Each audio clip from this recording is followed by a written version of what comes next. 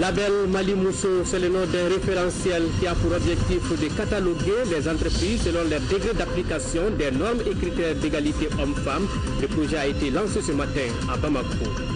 Encourager les troupes dans leur mission de défense et de sécurisation du territoire, c'est l'objectif de la visite qu'effectue le ministre de la Défense et des anciens combattants dans la région de Gao. Sur place, le ministre Abdoulaye Idrissa Maïga a échangé avec les hommes sur les défis du moment. Le Portugais Antonio Guterres est désormais le nouveau secrétaire général des Nations Unies. L'homme qui succède ainsi à Ban Ki-moon prendra fonction le 1er janvier 2017. Voilà pour les titres. Mesdames, Messieurs, bonsoir et bienvenue aux informations. Lancement du projet de certification JAR des entreprises maliennes. L'objectif global de cette initiative est d'établir un référentiel reconnu et accepté au Mali pour cataloguer les entreprises selon leur degré d'application des normes et critères d'égalité hommes-femmes. Un référentiel qui a pour nom Label Mali Mousso. Et c'est Keïta Aminata Maïga, l'épouse du président de la République, qui a présidé la cérémonie de lancement. On fait le point avec Nyanya Aliou Traoré. La femme, toujours la femme et encore la femme. Son autonomisation demeure l'une des préoccupations majeures du gouvernement malien, donc de ses partenaires. C'est pourquoi le Conseil national du patronat malien, CNPM, et ONU Femmes, de concert donnent corps au projet de certification JAR des entreprises maliennes, Procégem. Le principal résultat visé par le Procégem sera d'établir un référentiel reconnu et accepté pour cataloguer les entreprises du Mali selon leur degré d'intégration des normes et critères d'égalité hommes-femmes, répondant aux exigences internationales, mais en tenant compte des spécificités du Mali. Le secteur privé malien, par ce projet, compte améliorer de façon volontaire la prise en compte du genre dans la gouvernance des entreprises et surtout dans la gestion des relations avec nos partenaires externes. Le projet est innovant et salvateur car il va donner l'opportunité aux grandes entreprises maliennes de promouvoir le genre, autrement combler le déficit féminin au niveau des postes de décision et de gouvernance dans les sociétés. Mon département qui est en charge de la promotion de la femme fonde un réel espoir et beaucoup d'attentes sur cette initiative innovante. Le projet viendra en renfort aux efforts du gouvernement du Mali qui appuie déjà le réseau des femmes opératrices économiques pour une valeur de 150 millions par an, une dotation sur le budget spécial d'investissement. Le label Mali Mousso deviendra en effet une référence dans le pays et au-delà. Il aura 5 niveaux de reconnaissance d'une étoile à 5 en fonction du degré de pratique de l'égalité homme-femme dans les entreprises. D'où l'appel de la première dame aux chefs d'entreprise. L'importance du rôle socio-économique des femmes dans l'économie nationale est un fait reconnu et apprécié de tous. C'est pourquoi, mesdames et messieurs les chefs d'entreprise, votre adhésion au projet SEM contribue à porter les activités économiques de la femme au niveau macroéconomique, lui permettant ainsi de jouer pleinement son rôle d'actrice de développement pour son pays. Merci à tous les chefs d'entreprise qui ont accepté de s'engager dans le processus pour la promotion du genre et à l'autonomisation des femmes du Mali. Je renouvelle mon engagement à vos côtés pour le succès du label Mali Mousso. Chef d'entreprise, en avant donc, la compétition est ouverte. Le Procégem couvre tout le territoire national pour une durée de 3 ans. Un site web est également disponible pour de plus amples informations. www.labelmalimousso.org. Voilà, pour être tout à fait complet, le président du Conseil national du patronat du Mali a décerné un trophée à l'épouse du président de la République, trophée qui salue toutes les initiatives entreprises par Keïta Aminata Maïga pour l'autonomisation de la femme, la scolarisation des jeunes filles et la prise en charge des enfants. Les initiateurs du réseau Esson, Djema, Douanza et Nyoro du Sahel ont été reçus ce matin en audience par le Haut Conseil des collectivités. Ils étaient venus partager avec les responsables de l'institution leur expérience et les attentes dans le cadre de la coopération décentralisée du développement local. Souleymane Kenza Sidibé, compte rendu. Le réseau Essonne, Djema, Douanza et Nioro du Sahel est un cadre franco-malien de coopération. Il est piloté par le conseil départemental de l'Essonne. Ce cadre comprend la région de l'Île-de-France, du département de l'Essonne, de l'association Essonne Sahel, les communes et associations et les 3 conseils de sectes de Djema, Douanza et Nioro du Sahel et leurs communes et associations. Un vaste réseau donc et qui a pour credo le développement local. Le réseau a déjà mis en œuvre plusieurs programmes de coopération. On en est au 4e programme qui débute cette année. C'est un programme sur 3 ans, donc 2016-2019. C'est un programme qui vise à l'amélioration de la gouvernance locale et au développement durable, territorial durable des 4 territoires qui travaillent ensemble.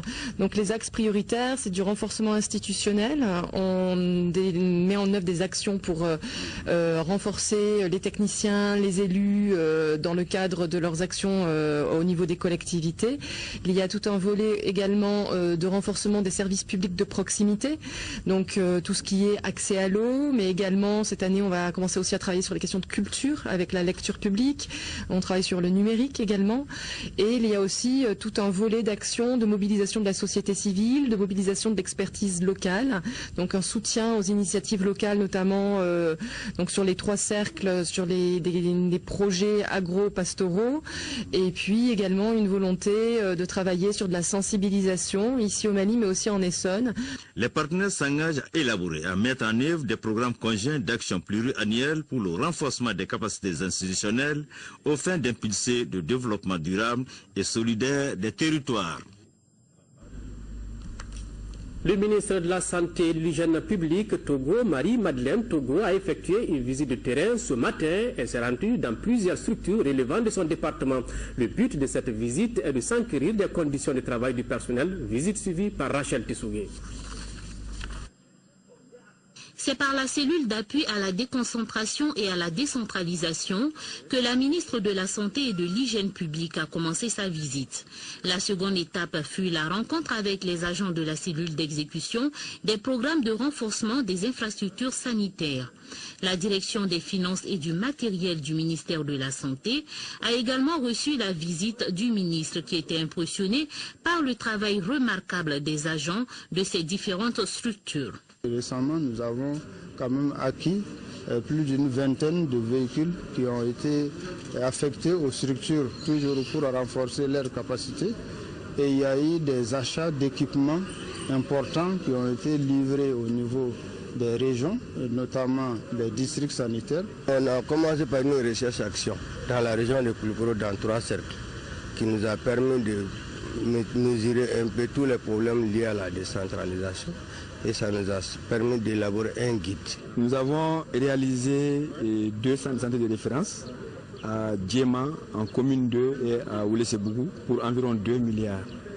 Et également, il y a 2 directions de la santé à Mopti et à Sikasso que nous avons réalisé sur le financement du budget national. Dans toutes ces structures visitées, Togo Marie-Madeleine a encouragé les agents à l'unité et au respect du prochain. Nous sommes sur le terrain pour constater, voir ce qui se passe, écouter le personnel, quelles sont les difficultés, afin de trouver en tout cas des solutions à court ou à moyen terme. Tout ça pour que la population, le Malien, ait accès à des soins de qualité. Tout ça, c'est pour qu'on aille vers le bien-être de la population. Préoccupation majeure aussi du président, le volet sécurité, le volet justice. Et chacun doit interpréter ça à sa manière en fonction des missions de son département. En outre, la délégation ministérielle promet de tout mettre en œuvre pour veiller à l'amélioration des conditions de travail et de vie du personnel. Ouverture d'un atelier sur la mise en œuvre de l'accord pour la paix et la réconciliation au Mali. Prennent part à cette rencontre les cadres du ministère des Affaires étrangères, de la coopération internationale et de l'intégration africaine. Objectif, permettre aux participants de mieux comprendre l'accord pour sa mise en œuvre. Compte rendu, Isaac Thierno. La mise en œuvre de l'accord de paix et la réconciliation issu du processus d'Alger s'impose à tous les Maliens. Son appropriation est nécessaire. C'est pourquoi un atelier sur sa mise en œuvre est organisé à l'intention des cadres du ministère des Affaires étrangères. Il s'agit de mieux outiller le personnel des affaires étrangères pour qu'il puisse mieux jouer son rôle dans la mise en œuvre de l'accord. Pour s'approprier l'accord, il faut en connaître non seulement le contenu, mais aussi maîtriser au fur et à mesure les principales avancées dans le cadre de sa mise en œuvre. Le département en charge des affaires étrangères, de la coopération internationale et de l'intégration africaine est l'un des piliers de cette mise en œuvre. L'atelier fera ainsi, dans le cadre d'un échange interactif, le point de la mise en œuvre de l'accord, notamment les avancées, les difficultés, les perspectives, entre autres dimensions. Au cours de cet atelier, les participants discuteront de thèmes comme les questions politiques et institutionnelles, défense et sécurité, et réconciliation, justice et questions humanitaires. Construire une paix durable au Mali, contribution de la société civile aux politiques de sécurité des populations, c'est le thème d'un nouveau projet dont le lancement a eu lieu aujourd'hui à Bamako. La rencontre a regroupé autour du ministre de la Sécurité et de la Protection civile plusieurs partenaires, nous dit Assa Soumari. Les organisations de la société civile sont historiquement engagées auprès de certaines communautés maliennes qui ont subi les effets néfastes de la crise débutée en 2012. La difficile construction de la paix amène la société civile à accompagner la réflexion politique sur les questions de paix et de sécurité auprès des autorités. Le rôle des partenaires du Mali, comme nous, n'est pas de montrer le chemin ou de donner des conseils sur la façon de gérer la sortie des crises. Il est bien entendu de vous accompagner dans ce que vous croyez être le plus juste pour votre pays. Porté par Stockholm International Peace Research Institute, CIPRI et la Coalition nationale de la société civile pour la paix et la lutte contre la prolifération des armes légères, CONACIPAL, le projet Construire une paix durable au Mali vise à renforcer la participation de la société civile aux stratégies locales et nationales de protection et de sécurité des populations. Comment la population peut-elle être satisfaite tant qu'elle n'est pas protégée en ce qui concerne son intégrité physique et en ce qui concerne ses biens. Vous avez également bien fait d'avoir le commissaire à la réforme secteur de sécurité, puisque vous savez que le Mali est résolument engagé dans la réforme du secteur de sécurité. Beaucoup ont tendance à voir uniquement les forces de l'ordre. Or, cela va beaucoup plus loin. Une part essentielle est consacrée à la société civile. Le projet Construire une paix durable au Mali est mis en œuvre par CIPRI et CONACIPAL. Il est soutenu et financé par la coopération suédoise au développement international. Autre grand titre de l'actualité nationale, le ministre de la Défense et des anciens combattants, accompagné du chef d'état-major général des armées, s'est rendu à Gossi, Bourem et Al-Moustrat. Abdoulaye Idrissa Maïga a échangé avec les troupes sur les défis du moment. On fait le point avec Drissa Kone. C'est au pas de charge que le ministre de la Défense et des anciens combattants a passé 5 jours à Gao. Ce périple lui a tout d'abord conduit à Gossi dans le Gourmand où est basée une unité méhariste. Les échanges ont porté sur les questions brûlantes de l'heure. De là, la délégation s'est rendue à Bourem et à Al-Moustrat où le ministre Maïga a rassuré les hommes et femmes du soutien sans faille du chef suprême des armées, Ibrahim Boubacar Keïta. Partout où nous avions pu visiter les positions tenues par nos unités, que ce soit à Gossi, que ce soit à Al-Moustrat, et même à Bourem. Je pense qu'en termes de bilan, on peut dire que cette présence est une présence rassurante. Et bien entendu, une présence également qu'il faudrait renforcer. Dans ce sens, je dois saluer également la qualité de partenariat que nos officiers et les officiers sur le théâtre ont pu développer, nouer avec les forces amies de Barkhane, de la municipalité. De retour à Gao, le ministre Maïga s'est prêté à une série de visites. Du camp 1 où est basé le PC de la première région militaire, en passant par les forces Barkhane et la MINUSMA, ainsi qu'aux différents checkpoints des entrées de la ville, le message était le même. Rendre visite à nos forces est un devoir. Un devoir qui est à notre charge, un devoir moral. Voilà, nous repartons le cœur assez léger parce que rester plus longtemps avec cette force sur cette ligne-là, cela me tient à cœur. Et donc c'est des visites que nous allons renouveler. Ça a été l'occasion de comprendre toutes les difficultés qui sont les nôtres, je ne dirais pas les vôtres, les nôtres, au regard de l'étendue de ce territoire, même tout le monde. C'est avec une totale satisfaction que les autorités régionales ont accueilli cette visite du ministre de la Défense et des anciens combattants. Avoir des contacts qui permettent d'améliorer le travail de la Cour constitutionnelle du Mali, voilà l'objectif de la visite du président de l'institution, Manassa Danyoko, à Paris. Elle est venue à la rencontre des experts du droit public. Compte rendu, Makamfi Konati. C'est au siège de l'Académie d'Outre-mer que le président de la Cour constitutionnelle a été reçu. Manassa Danyoko est venu à la rencontre du professeur Jean Dubois de Gaudisson, professeur émérite de droit public, président honoraire de l'Université Montesquieu à Bordeaux, ancien président de l'Agence universitaire de la francophonie. Les deux personnalités ont parlé de droit et de droit constitutionnel surtout. Pour Manassa Danyoko, il s'agit de retourner à l'école afin de mieux servir le Mali et les Maliens. C'est d'ouvrir des portes à la Cour constitutionnelle du Mali, d'avoir des contacts qui nous permettent d'améliorer. Le principe chez nous en ce moment, et qui est accepté même dans notre milieu, Bambara, on dit on apprend jusqu'à son dernier jour.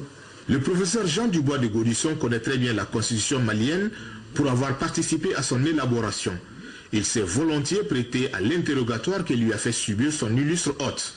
Un exercice qu'il a d'ailleurs hautement apprécié. Nous avons réfléchi précisément sur toutes ces évolutions qui existent dans le monde et au Mali, et surtout dans la perspective de faire de telle sorte, si vous voulez, que les constitutions soient mieux comprises par les gouvernants et par les gouvernés. La problématique n'est pas nécessairement la même.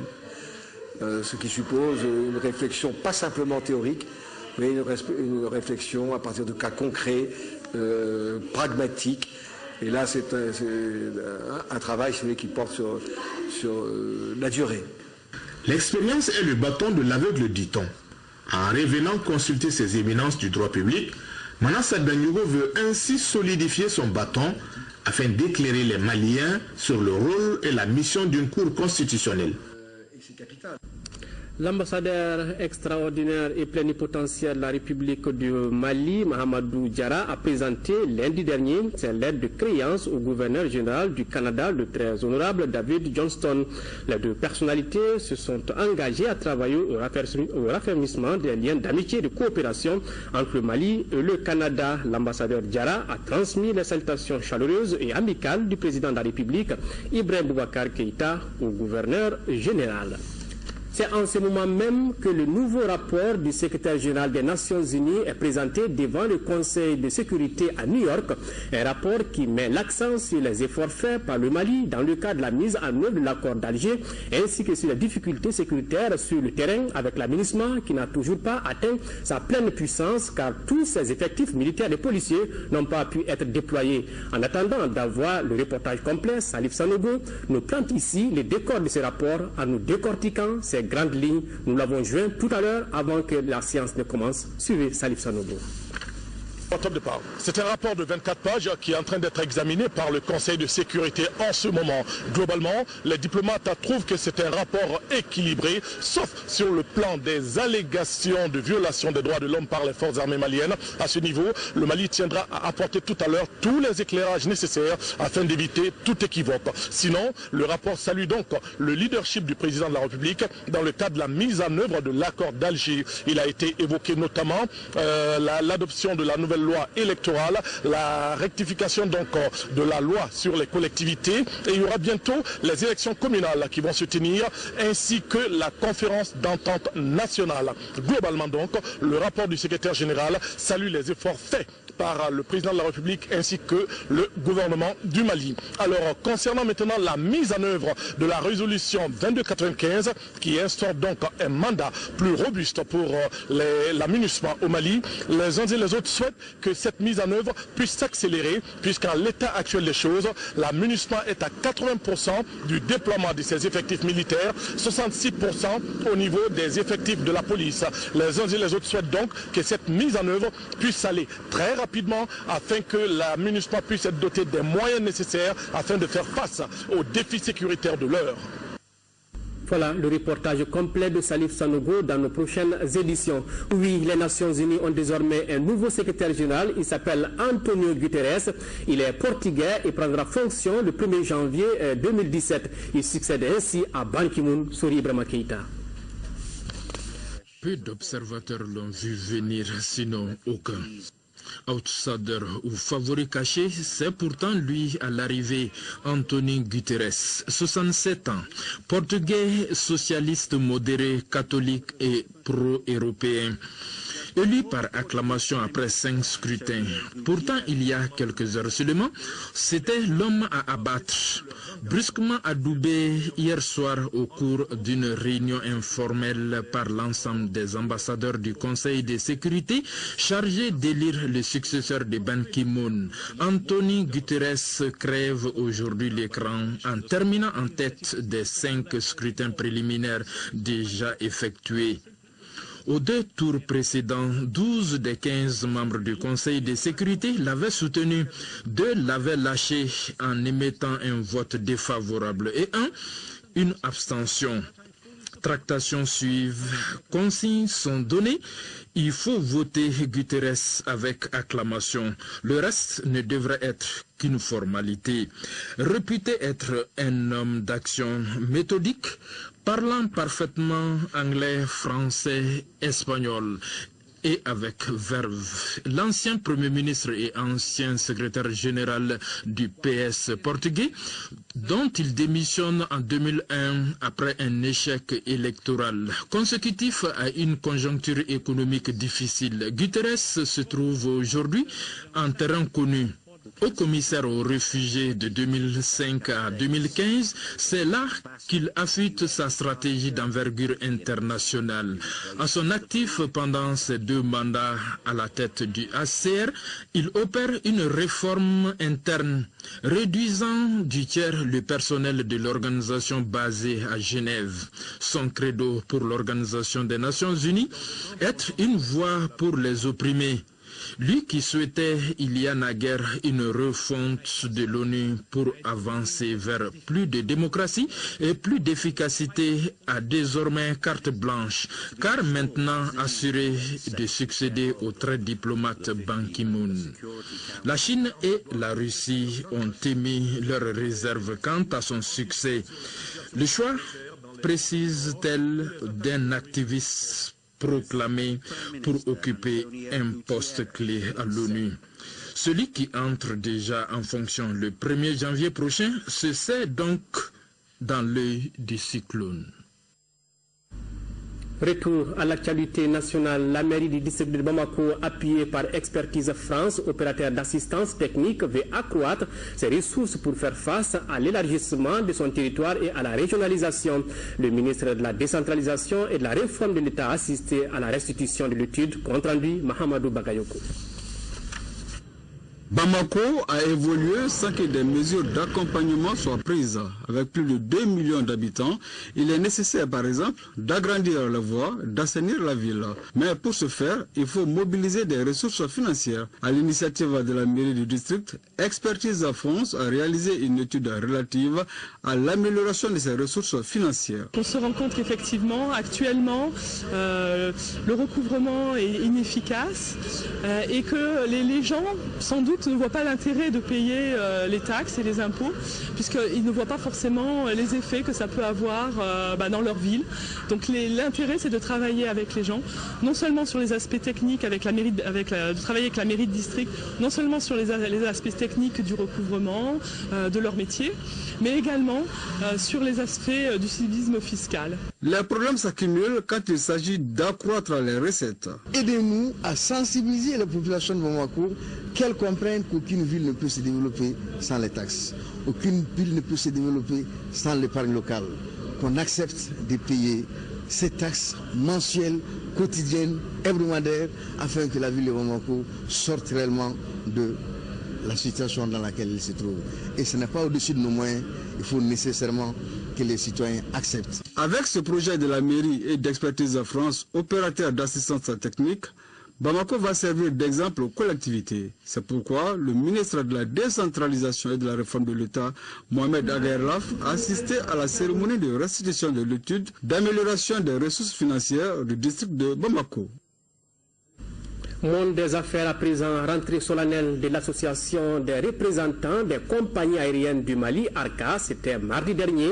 Les professionnels du secteur de l'aéronautique ont saisi cette opportunité pour communiquer sur les réalisations de l'association et échanger sur les projets futurs en vue de l'amélioration des conditions de travail des agences de voyage, nous dit Fatim Kone.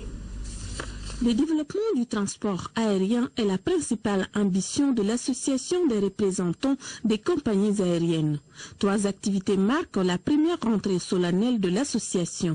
Il s'agit de la remise d'un chèque pour la scolarisation de 20 jeunes filles, la remise de prix à des hôtesses en herbe et du personnel de la chaîne du secteur de l'aéronautique. Elle représente une tâche de moins parce qu'on cherche des partenaires qui peuvent nous aider à financer la scolarisation des filles. Et ensemble, on va contribuer à augmenter les taux de scolarisation au Mali et à éclairer aussi la vie des jeunes filles au Mali. Alors l'émission, c'est défendre les intérêts des compagnies aériennes auprès des fournisseurs, mais également auprès des autorités, faire en sorte que tout ce que l'on peut faire pour améliorer le service aux clients soit effectif. L'association des représentants des compagnies aériennes est un partenaire essentiel dans la communication autour des métiers de l'aéronautique. La satisfaction des autorités aéronautiques du Mali de voir les compagnies aériennes desservant le Mali se retrouver au sein d'une association à un moment important de l'évolution des activités aéronautiques dans notre pays.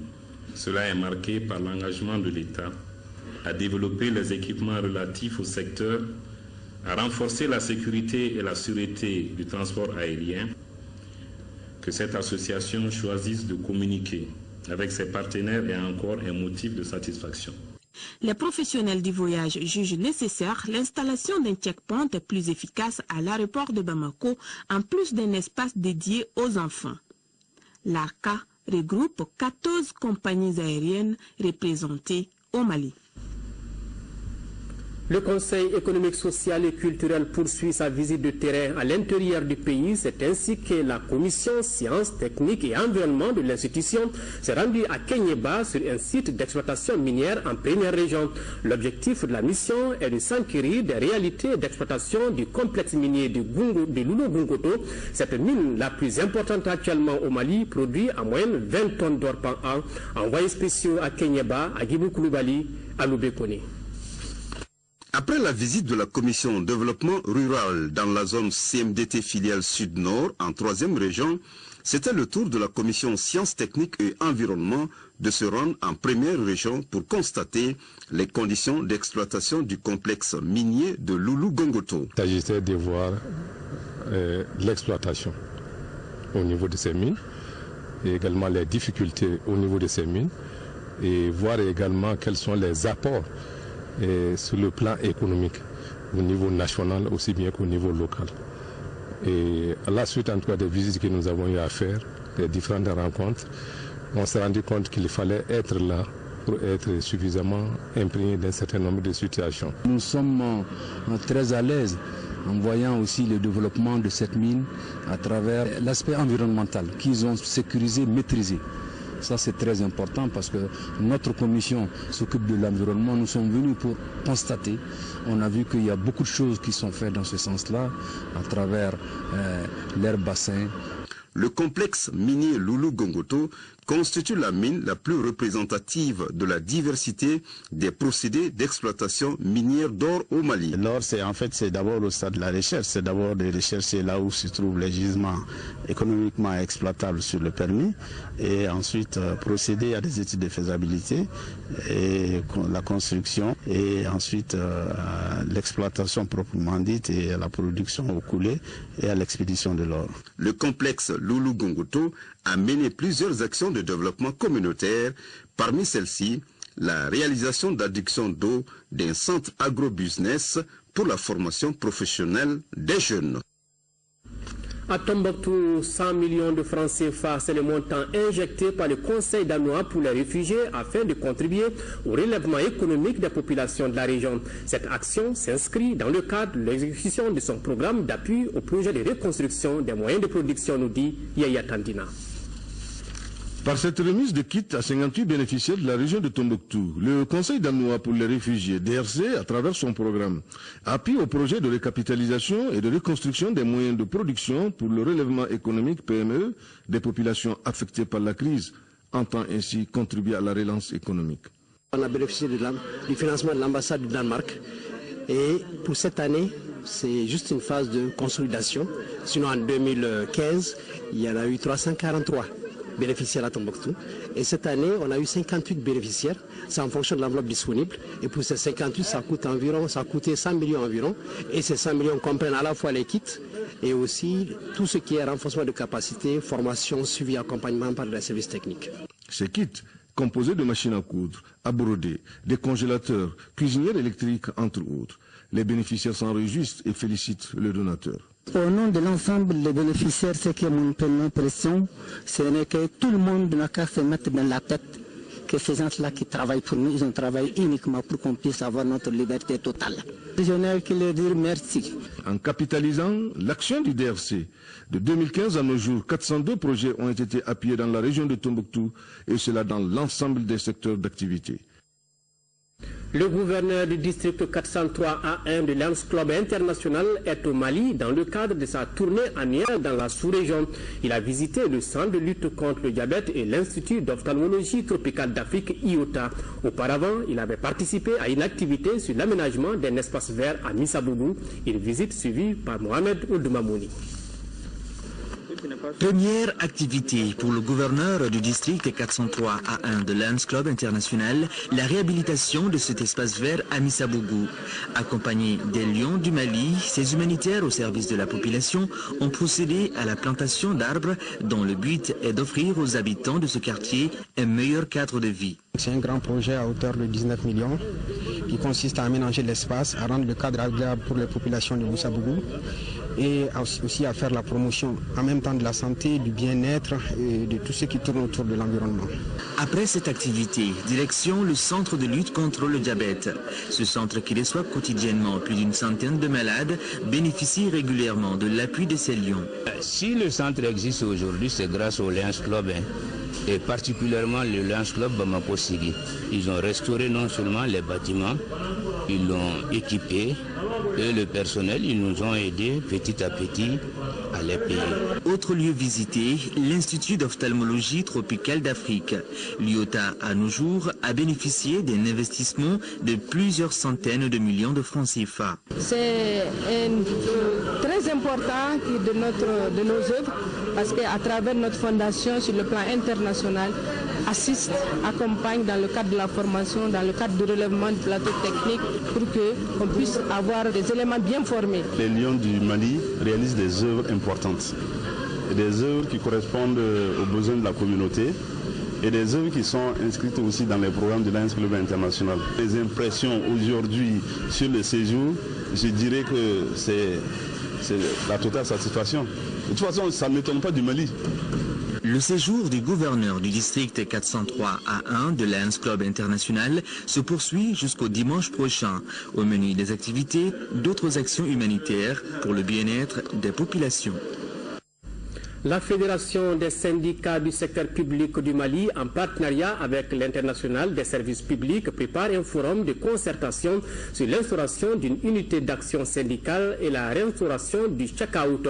Cette cotisation des travailleurs vise à reconstituer les fonds de cette fédération, nous dit Adama Koulibaly. À ce forum, les participants sont des invités des institutions de la République, de l'administration, des structures syndicales et d'associations de jeunes.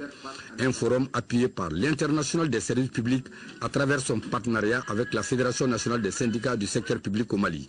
Il s'agit d'échanger sur comment les différentes organisations syndicales peuvent se donner la main pour véritablement défendre les intérêts des travailleurs et aussi chercher des sources financières au-delà des aides des partenaires. À un moment donné, et le Tchekhov était prélevé à la source, comme je l'ai dit dans mon discours, avant 1991. C'est à partir de 1991 que le prélèvement à la source a été interdit par le gouvernement. Donc nous sommes en train maintenant de nous concerter pour que le prélèvement à la source puisse être réinstauré. C'est pourquoi on parle de réinstauration du Tchekhov. Le forum va préparer des techniques de plaidoyer en direction des partenaires sociaux et aussi préparer des stratégies d'élaboration d'un projet de plateforme prévu bientôt.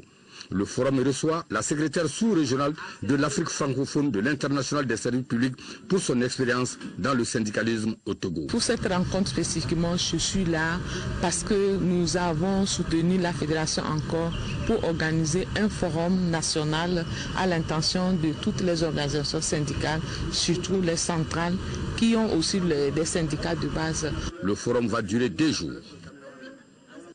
Le village de Tabakoro, à 5 km de Sanankoroba, a désormais 3 nouvelles salles de classe pour accueillir les élèves. Ces réalisations ont coûté plus de 18 millions de francs CFA, entièrement financées par le député Bourama Tidjani Traoré, nous dit Abdraman Maïga.